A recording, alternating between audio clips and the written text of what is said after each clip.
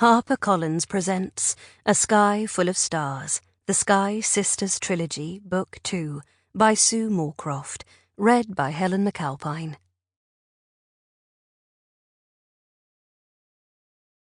Chapter 1. Ezzie Wynter, manager of Rotharsh Hall, had the best job in the world at one of the most beautiful spots on the Isle of Skye. Through the tall, elegant windows of her panelled office, lawns and gardens glittered with November frost. Beyond that lay the parkland, the silvery waters of the Sound of Slate, and then the mainland's green and purple mountains, already dusted with snow. But what kept drawing Ezzie's attention from checking over the Christmas decorations for the hall's public rooms was a tall man in his 60s, huddled into a shapeless, dated black overcoat and woolen hat.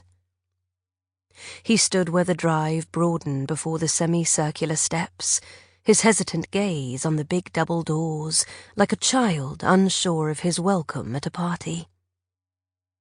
Skye didn't draw as many winter tourists as it did from spring to autumn, so Rotharsh Hall was staffed sparingly at present. Orla from reception was off for a few days, and the new assistant manager wouldn't arrive until February, so today Ez had been the one to put out the sign saying, "Public Rooms Open."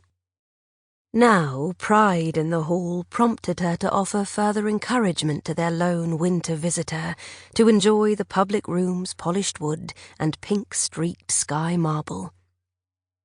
She put down a box of red baubles on tartan ribbon, grabbed her long, tailored coat from its hook, and tip-tapped over the tiles of the lofty reception area past the mahogany reception desk. Opening the doors, she stepped out into the bitingly cold air with a bright, professional smile. "Good morning. Were you hoping to come in? We're open." The man looked startled, and he was either given to old-fashioned gestures or hot flushes, because he removed his hat to show a closely shaved head. As he gazed up at her at the top of the steps, his lips formed a slow half-smile. "Thanks. Are you a guide?" Skye attracted visitors from around the world, so she was unsurprised that his accent placed him somewhere in the middle of England, though further west than Suffolk, where she'd grown up. "I'm the manager, Esmeralda Wynter. I'm afraid the public rooms aren't big enough to warrant guides. There are interesting information cards, though, prepared by a historian." She hoped he didn't have a reading issue like her sister Thea, because there was no oral alternative. Her blonde shoulder-length hair blew annoyingly across her face, silky yet poker-straight, and she pushed it back.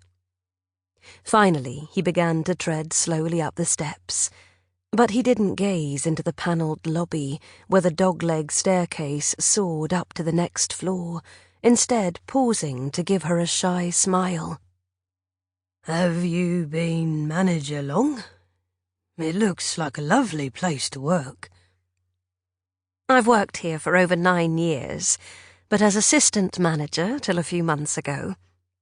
The public rooms are to the left and also up these stairs." She indicated the way to the first tall, gracious room at the rear of the lobby, and then the imposing wooden staircase.